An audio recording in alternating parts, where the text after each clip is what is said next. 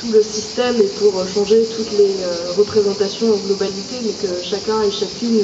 vous essayez à votre niveau et par différents médias justement, par la photo, par l'écrit, par la vidéo, par le spectacle, en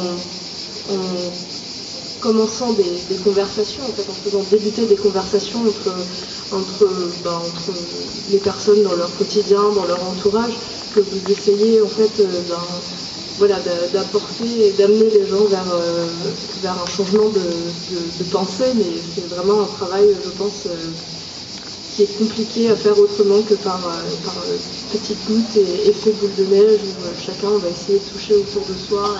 le maximum de personnes et chacune d'entre nous, en fait, à notre niveau, c'est aussi comme ça qu'on sensibilise notre entourage autour de soi et voilà, par l'art, mais par aussi différents médias. Et en fait, je voulais profiter de ces derniers moments pour à la fois vous remercier toutes et tous de votre présence aujourd'hui, de votre travail formidable que vous faites pour essayer de changer ces représentations,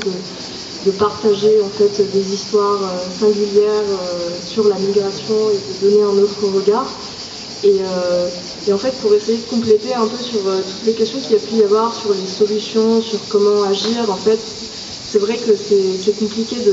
dire qu'on agit souvent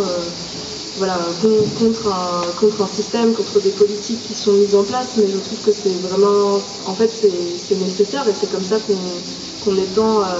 nos valeurs au-delà de nos sphères privées. Et en fait, je vous invite vraiment à venir demain matin, parce qu'on organise aussi un atelier de la pensée autour de la question du principe de fraternité. Parce que pour moi, ça renvoie aussi à ça, ce dont on a discuté, c'est en fait nos valeurs et comment on fait en sorte que nos valeurs elles soient partagées globalement dans la société et qu'on agisse tous selon ces valeurs. Et donc en fait, demain, on aura un juriste qui va venir nous parler du principe de fraternité, de comment ça se traduit en fait en termes juridiques, parce qu'il a été reconnu, c'est un principe qui a été reconnu par le Conseil constitutionnel, et voilà, il y a eu toutes ces questions autour du délit de solidarité. Et aussi, on aura des intervenants de terrain, et dont l'association Rose Merstan, notamment, qui était intervenue dans les questions, qui va venir de nous parler de voilà, qu'est-ce que eux et elles font concrètement pour agir sur le terrain. Donc voilà, je voulais encore vous remercier tous pour votre présence aujourd'hui, pour vos superbes questions, et aussi le Festival d'Avignon pour nous avoir reçus, et toute la régie, et les personnes, et les porteuses de micro, pour votre présence, et merci à tous. Je ne sais pas si nos intervenants souhaitent dire un dernier mot de conclusion.